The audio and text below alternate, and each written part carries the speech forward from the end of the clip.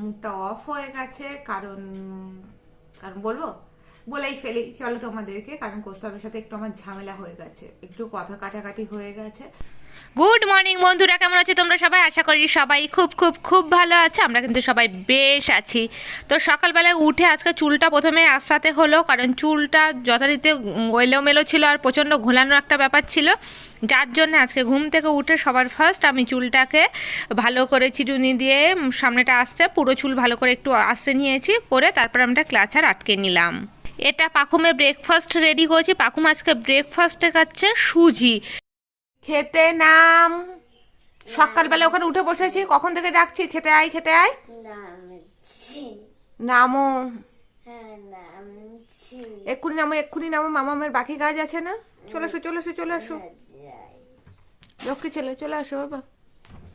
এখানে পাখুমকে আমি সুজি খাইয়ে দিচ্ছি। এটা কিন্তু কাঁচা সুজি, আমি সুজি ভেজে খাওয়াই না, তাতে ওর অম্বলটা হয় না। আর এর মধ্যে বাতাসা দেওয়া আছে, চিনি দেওয়া নেই, আর দুধ দেওয়া আছে, আর যে আমি ড্রাই ফ্রুটসগুলো গুঁড়ো করে রাখি সেই বাদামের গুঁড়োগুলো আছে। তো যত তাড়াতাড়ি ওর খাওয়াটা ফিনিশ হচ্ছে দেখছি, অতটা কিন্তু মোটেই সহজ থাকে না ওকে খাওয়ানো। তো যাই হোক, ওর খাওয়ার পরে আমি বাকি কাজে গেছি। এখানে আমি ঘরগুলোকে ভালো করে ঝাড় দিয়ে নিয়েছি। পাখুমের খাওয়া হয়ে যাওয়া মানে আমার অনেক কাজ হয়ে যাওয়া ওখানেই। তো ঘরগুলো মোছার আগে আমি ভালো করে ঘর ঝাড় দিয়েছি। তারপর এখানে সিঁড়িগুলো ভালো করে ঝাড় দিয়ে নিয়েছি, পুরো নিচ পর্যন্ত সিঁড়িগুলো ভালো করে ঝাড় দিয়ে পরিষ্কার করে নিয়েছি, যাতে কোনো ধুলো না থাকে। ধুলো থাকলে মুছতে না খুব অসুবিধা হয়। এরপরে এলাম রান্নাঘরে ঝাড় দিতে। রান্নাঘরটা এখন ঝাড় দিয়ে রাখছি, কিন্তু রান্নাঘরটা মুছবো বাদে। ওপরটা আগে মুছে আসবো, তার বাদে রান্নাঘর মুছবো। কেন রান্নাঘর বাদে মুছছি সেটাও তোমরা বুঝতে পারবে। আসলে বাসন মাজার পর যে জলটা থাকে না, তার জন্য। এখানে বাসন মাজার আগে র্যাকে যে বাসনগুলো রয়েছে সেইগুলো আমি সাজিয়ে নিচ্ছি। যেখানে যে বাসনটা আমি রাখি সেখানে আগে ভালো করে সাজিয়ে নেব, তারপরে বাসন মেজে এই ঝুড়িটার মধ্যে রাখবো। না হলে কি হবে বলো তো, যে বাসনগুলো মাজবো তার জলগুলো এই বাসনের মধ্যে ঢুকে যাবে। তো যার জন্য আমি ঝটপট করে এই বাসনগুলো আগে সরিয়ে নিলাম। দেখতেই পাচ্ছ ঝুড়িটা এবার ফাঁকা হয়ে গেছে। তো তারপরে কিন্তু আমি এখানে বাসন মাজা শুরু করেছি। বাসন বলতে অনেক বাসন রয়েছে, দেখতেই পাচ্ছ। কারণ আমি রাতের বাসন খুব কম দিন রাতে মাজি, ম্যাক্সিমাম দিন সকালবেলায় মাজি। এবার এতটাই বাসন জমে গেছে যে সিঙ্কে পুরো ভর্তি হয়ে গেছে। এবার একটু একটু করে এগুলো মাজবো। অনেক সময় এরকম হয় যে আমি রান্না বসিয়ে বাসন মেজে নিই, বাট সারাক্ষণ সেটাও হয়ে ওঠে না। যখন যতটুকু দরকার এভাবে মাজি, কখনো কমপ্লিট করে নিই আগে কাজ, সময় বুঝে আমি বাসন মাজি। তো যাই হোক, এরকম করে আমি ঝটপট করে আগে বাসনগুলো সমস্ত বাসন মেজে ধুয়ে তারপরে আমি ওই ঝুড়িটা ভর্তি করব। ঝুড়ি ভর্তি করাই বটে, কারণ ঝুড়ি ভর্তিই হয়ে যাবে এত বাসনে। তো বাসন মাজাও হয়ে যাচ্ছে, আমার ধোয়াও হয়ে গেল। ধোয়ার পরে আমি সিঙ্কটাকেও একেবারে মেজে নিই, তাহলে কি হয়, সিঙ্কটা আবার নতুন করে মাজা লাগবে না আমার। আর পরিষ্কার পরিচ্ছন্ন থাকলে তো কার না ভালো লাগে, তাই না? তো সিঙ্কটা আমি এভাবে প্রত্যেক দিন মাজি বলে সিঙ্কটা আমার পুরো নতুনের মতো পরিষ্কার থাকে। দেখতেই পাচ্ছ কতটা চকচকে হয়ে গেছে। এবার সাইডগুলো আমি মুছে নিচ্ছি। তো মোছার পরে সিঙ্কটা এরকম চকচকেও হয়ে গেছে। এবার দেখো আমি কত বাসন মেজেছি। এতগুলো তো বাসন ছিল, এবার সেই জলটা না, জলটা যতই ঝাড়ি না কেন এক্সট্রা জলটা এভাবে জমে গেছে। এবার আমি ঘরটা মুছছি। ওই জলটা জমবে বলে না আমি ঘরটা আগে থেকে মুছিনি, বাদে ঘরটাকে মুছেছি। তো দেখো এবার ঘর মোছাও কত তাড়াতাড়ি হয়ে যাবে। এখানে নোংরা ফলের বালতিগুলো বাইরে থেকে ধুয়ে এনেছি আমি। তারপরে এখানে খেতে বসলাম। আর আমি আজকে খাচ্ছি একটা বাসি রুটি, যেটা দিয়ে হলো আমি জ্যাম মাখিয়ে খাচ্ছি। এটা কিন্তু খেতে বেশ টেস্ট লাগে, আর আমার মনে হয় পাউরুটির থেকে রুটি দিয়ে খেতে বেশি ভালো লাগে। এই একটু বসার সময় পেয়েছি, এবার ব্রেকফাস্ট না করলেই নয়। ব্রেকফাস্টে আমার কাছে বাসি রুটি জ্যাম দিয়ে, এটা কিষানের ম্যাঙ্গো ফ্লেভারের জ্যাম, খেতে কিন্তু ফাটাফাটি। আর রুটি দিয়েও আমি খাই। আমি আগেই বলেছি আমার খাওয়ার ওরকম মাছ বেশি এমনি, সবই তো খাওয়ার জিনিস। যদিও এটা বাসি রুটি, টাটকা রুটি কিন্তু নয়। গতকাল রাতে কিছু রুটি রয়ে গেছে, আমি একটা রুটিই খাবো, যার জন্য একটা রুটিতে জ্যাম লাগে এরকম রোল করে নিয়েছি। আমি ঝটপট খেয়ে বাকি কাজ করবো। পাখুনকে অলরেডি বলেছি বইপত্র নিয়ে নিচে নামতে। কে এসেছিল রে? তুমি নিশ্চয় বায়না করেছিলে দাদার কাছে। হ্যাঁ, আমার চিপসটা ভেজে একটা আনবে, তারপরে দেখো দুটো একটা আজকে খাবো সকালবেলায়, ওপর পছন্দ হয়ে গেলে আর একটা সন্ধ্যেবেলায় খাবো। না, একটা আমি খাবো, একটা তুমি খাবে। আমাকে একটু দিও, একটুখানি দিও। আমার চিপসটা থেকে দেবো। আচ্ছা ঠিক আছে, তোমার চিপস থেকে দিও। এই যে বইপত্র নিয়ে মহারাজ নেমে পড়েছে। এর মধ্যে মনে হয় না এই জায়গাটা মনে খাওয়া, কিন্তু এর মধ্যে মনে হয় অনেক চিপ, কিন্তু এখানটা হাওয়া থাকে আর এখানটা একটুখানি অর্ধেকটা চিপ। হ্যাঁ, আজকে আমি মাছটা করব, তো তাড়াহুড়ো করে ছাড়াচ্ছি কারণ এটা একটু সময় লাগে, আর পেটের মধ্যে থেকে না বের করলে না তেতো হয়ে যাবে বলে আমি ঝটপট করে এরকম করে বটি লাগবে না আমার, এইভাবে কেটে নিচ্ছি, নিয়ে ভালো করে একটু ঘষে ঘষে ধুলেই কিন্তু এটা পরিষ্কার হয়ে যাবে। আর খেতেও ভীষণ ভালো লাগে। আমাদের ঘরে মোটামুটি ছোট মাছ বড় মাছ সব মাছই হয়, এর মধ্যে পুঁটি মাছও আছে ছোট সাইজে। তো এটা খেতে কিন্তু ভালো লাগবে, বেশ পেঁয়াজ টিয়াজ দিয়ে টমেটো দিয়ে করবো। তোমাদেরকে অবশ্যই আজকে রেসিপিটা কিন্তু আমি শেয়ার করছি, এটা খুব ভালো লাগে। আমি সর্ষে বাটা দিয়ে করবো না, সর্ষে বাটা না সারাক্ষণ অতটা ভালোও লাগে না, তারপরে পেটের সমস্যা হতে পারে, গ্যাস অম্বলের একটা ভয় লেগেই থাকে। তো যাই হোক, আমি এবার ঝটপট করে হাত চালাচ্ছি, কত তাড়াতাড়ি কাটতে পারবো আমি জানি না। আর পাখুম এইদিকে পড়াশুনো করতে বসে গেছে। মাছটা কেটে ধুয়ে আর কি জল ঝরিয়ে নুন হলুদ মাখিয়ে রেখেছিলাম, এবার এটাকে একটু ভাজা করে নিচ্ছি। আমি দুই রকম পদের রান্না করব আর কি, মাছটা দিয়ে একটা মাছের টক করব আর একটা এমনি পেঁয়াজ দিয়ে রান্না করব। আর এখানে দেখো ভাতটা হয়ে যাওয়ার মতো হয়েছে, আমি ভাত বসিয়ে না মাছ কাটা শুরু করেছিলাম, আর এতগুলো মাছ কাটতে যথেষ্ট আমার টাইম লেগে গেছে, তার মধ্যে ভাতটা প্রায় আর হয়ে যাওয়ার মতোই হয়েছে। আর এখানে আমি টকের জন্যে তেঁতুল ভিজিয়ে রেখে দিয়েছি, এই তেঁতুল দিয়েই আমি টকটা করব। এই দেখো মাছগুলো কত সুন্দর ভাজা হয়েছে, দেখো একটাও তলায় লাগেনি। এই কড়াইটা আমার এত পছন্দের, আর এই কড়াইয়ের বিশেষত্ব বুঝিয়ে দেয়। দেখো মাছগুলো পুরো মচমচে টাইপের হয়ে গেছে, গোল্ডেন কালারেরও হয়ে যাচ্ছে, একটা মাছ ভাঙেনি, আর একবারেই আমার এতগুলো মাছ ভাজা হয়ে গেল। এবার আমি আগে মাছ ভাজাটা তুলে নিচ্ছি। কড়াইতে তেল গরম হয়ে গেছে, এর মধ্যে আমি কালো জিরে আর শুকনো লঙ্কা ফোড়ন দিয়েছি, ঠিক আছে। এবার আমি এর মধ্যে এই সাইজে আলু কেটে নিয়েছি, এরকম করে একটু আলু কেটে নিয়েছি, একটু আলু দেবো। আলুটাকে আগে ভালো করে ভাজা ভাজা টাইপের করে নেবো একটু, তারপরে এর মধ্যে পেঁয়াজ কুচি, রসুন কুচি, টমেটো কুচি দেবো, নুন হলুদ দেবো, ভালো করে নাড়াচাড়া করবো, কাঁচা লঙ্কা দেবো, এগুলো সব দিয়ে তারপর জল দিয়ে যখন সেদ্ধ হয়ে যাবে না, নামানোর একটু আগে মাছগুলো আমি দিয়ে দেবো এর মধ্যে। আগে আমি এগুলোকে ভালো করে লাল লাল করে ভাজা করে নিই। এই দেখো আমি ভালো করে কষিয়ে এর মধ্যে জল দিয়ে দিয়েছি এই পরিমাণ, আর দিয়েছি এর মধ্যে নুন দিয়েছি, হলুদ দিয়েছি, কাশ্মীরি লঙ্কার গুঁড়ো দিয়েছি, একটু চিনি দিয়েছি, দিয়ে আমি এবার এটাকে চাপা দিয়ে দেবো। আর কিছু মশলাপাতি আমি আর কিচ্ছু দেবো না, এটাকে আমি চাপা দিয়ে দিচ্ছি, এটা ভালো করে সেদ্ধ হয়ে যাবে, তারপরে এই মাছ ভাজাটা আমি অ্যাড করে দেবো। মাছটা দেখো কি সুন্দর দেখতে হয়েছে, খুব ভালো গন্ধ বেরিয়েছে, খেতেও ভালো হবে, আর একটা মাছ ভাঙেনি, দেখলে বুঝতে পারছো। দেখো মাছগুলো কিন্তু খুব সুন্দরভাবে রয়েছে। আমি এর ওপরে শুধু একটু ধনেপাতা ছড়িয়ে দিলাম, এবার এটাকে চাপা দিয়ে রাখবো। আমি এখানে কড়াইতে সর্ষের তেলের মধ্যে সর্ষে ফোড়ন দিয়েছি, আর একটা শুকনো লঙ্কা ফোড়ন দিয়েছি, শুকনো লঙ্কাটা ফাটিয়ে দিইনি শুধুমাত্র স্মেলের জন্য। এবার আমি এটা তেঁতুলের পাল্প করে রেখেছি, সেটা আমি এর মধ্যে দিয়ে দিচ্ছি।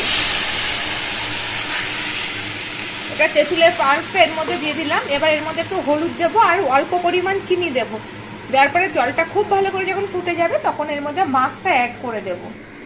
মাছের টকটা দেখো ফাইনালি এরকম দেখতে হয়েছে, খুব সুন্দর একটা গন্ধ বেরিয়েছে, মনে হয় খেতেও ভালো হবে। আমি ফার্স্ট টাইম এই মাছের টক রান্না করলাম। এখানে আমি একটু মেথি শাক ভাজা করছি, এর মধ্যে আমি কালো জিরা শুকনো লঙ্কা ফোড়ন দিয়েছি, বেগুন এইভাবে কেটে দিয়েছি, আর মেথি শাক কেটেছি। এবার এটাকে আমি চাপা দিয়ে দেবো, এর মধ্যে পরিমাণ মতো নুন, হলুদ, চিনি সব কিছু দিয়ে দিয়েছি। এবার এটা চাপা দিয়ে দেবো, ভাপেই শাকটা হয়ে যাবে। হয়ে গেছে, আর শাকটা দেখতে ফাইনালি এরকম হয়েছে। তো আজকে দুপুরের মেনু আছে, এই শাক আছে, মাছ আছে, আর মাছের টক আছে।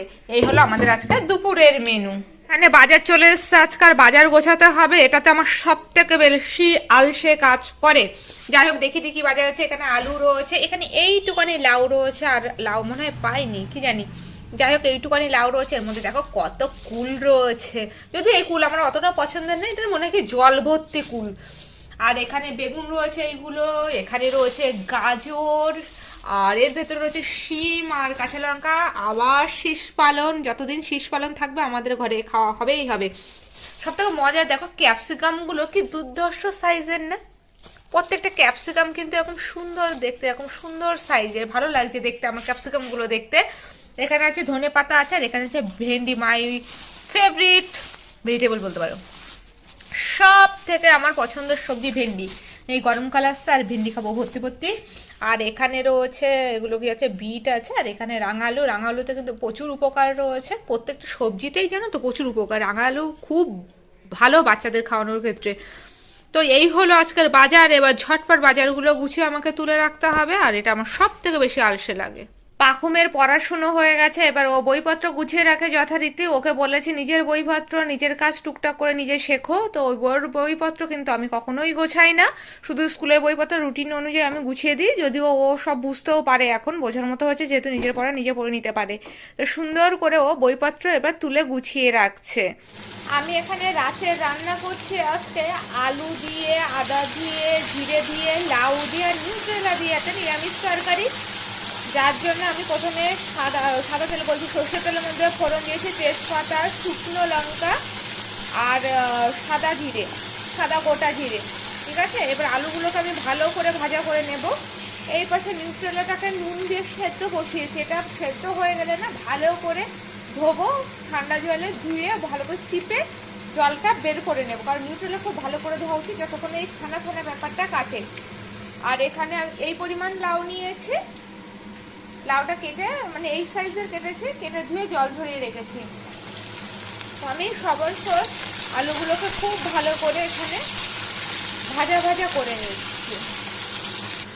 এর মধ্যে আমি সমস্ত মশলাপাতি দিয়ে কষিয়ে নিচ্ছি। এর মধ্যে দিয়ে দিলাম আমি আদা বাটা দিয়েছি, আর কি দিয়েছি, লবণ দিয়েছি, হলুদ দিয়েছি, আর জিরের গুঁড়ো দিয়েছি, ধনে গুঁড়ো দিয়েছি। আর নিউট্রেলাগুলোকে ভালো করে ধুয়ে জল চেপে তারপরে আর কি এর মধ্যে দিয়েছি। এবার ভালো করে কষিয়ে নিয়ে জল দিয়ে চাপা দিয়ে দেবো, হয়ে যাবে রান্নাটা। আর লাস্টে আমি এর মধ্যে একটুখানি দিয়ে দেবো চিনি আর ঘি, গরম মশলা। ব্যাস, তো হয়ে যাবে ঝটপট এই রান্নাটা। এটা কিন্তু খুব টেস্টি আর হেলদিও। লাউয়ের প্রচুর গুণ আছে, আর নিউট্রেলার তো গুণের শেষই নেই। তো আমি এবার এর মধ্যে পরিমাণ মতো জল দিয়ে চাপা দিয়ে দিচ্ছি। আমি এই পরিমাণ জল দিয়েছি, এবার আমি এটাকে চাপা দিয়ে দিচ্ছি। ওইদিকে দেখতে পাচ্ছ কড়াইতে রান্নাটা চলছে অলরেডি, আর রান্নাটা এক্ষুনি হয়েও যাবে। তো তোমাদের সাথে ভাবলাম একটু গল্প করে নিই। আজকে একটু মুডটা অফ হয়ে গেছে, কারণ বলবো বলেই ফেলি চলো তোমাদেরকে, কারণ কোস্তাবের সাথে একটু আমার ঝামেলা হয়ে গেছে, একটু কথা কাটাকাটি হয়ে গেছে। কারণ তেমন কিছুই না, ছোট ছোট ব্যাপারে পাখুমকে নিয়ে আর কি। কারণ দেখো সারাক্ষণ বাড়িতে থেকে বাচ্চা সামলানো, সংসার সামলানো, তো নিজেও তো মাঝে মধ্যে ধৈর্যহারা হয়ে যায়। তো হয় না যে মানে সব ফ্রাস্ট্রেশন দেখানোর একটা লোক চাই, তো সেরকম একটা বলতে পারো আমি ওর সাথে একটু খারাপ টোনেই কথা বলেছি, যার জন্য ও একটু মানে হার্ট হয়েছে, রেগে গেছে, দুঃখ লেগেছে, যা খুশি বলতে পারো। তো তাই নিয়ে একটু কথা কাটাকাটি হয়েছে। মেন হলো টপিকটা ছিল যে পাখুমকে নিয়ে আর কি, যে পাখুমের তো সমস্ত কাজে আমি করি, তোমরা যারা আমার ব্লগ ফলো করো তারা তো দেখতেই পাও, বাট আমিও তো মাঝে মধ্যে আশা করতে পারি যে ও একটু বাড়িতে থেকে ওকে একটু দেখভাল করবে, তো আমি একটু ফ্রি থাকবো, আমি একটু রিল্যাক্স করবো, বাট সেটা হয়ে ওঠে না। কারণ কৌস্তবের যুক্তি হলো পাখুম আমার কাছে সাক্ষর থাকলে ও অনেক বেশি রিল্যাক্সে থাকে, বাট অন্যদিকে আমারও মনে হয় যে না, ওর যদি একটু ওকে রাখে তো আমি রিল্যাক্স হই, এই আর কি। তাছাড়া আর কিছুই না, তেমন বড় কোনো ইস্যু না, বাট একটু কথা কাটাকাটি হয়েছে।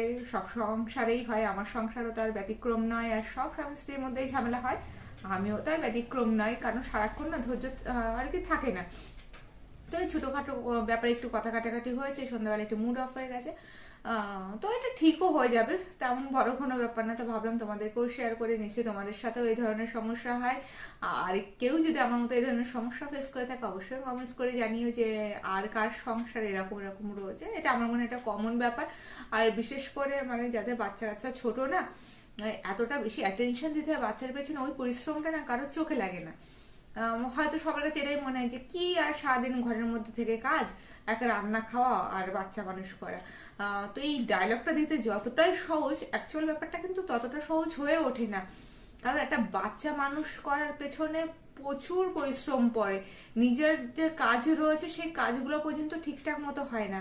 নিজে খাওয়া না খাওয়া, বাচ্চাকে টাইম করে খাওয়াতে হবে, তাকে রেডি করতে হবে, তাকে স্নান করাতে হবে, তাকে পড়াশোনা করাতে হবে, তাকে ভালো ভালো কিছু শেখাতে হবে। তো সব মিলিয়ে মা বাবা দুজনের তো দায়িত্ব থাকে, ঠিক কথা, বাট বাবারা যেহেতু বাইরে কাজে যায়, আর যারা আমাদের মতো আর কি বাড়িতে থাকো হাউস ওয়াইফ মানে আমার মতো, তো তাদের দায়িত্বটা মনে হয় অনেকটা বেড়ে যায়।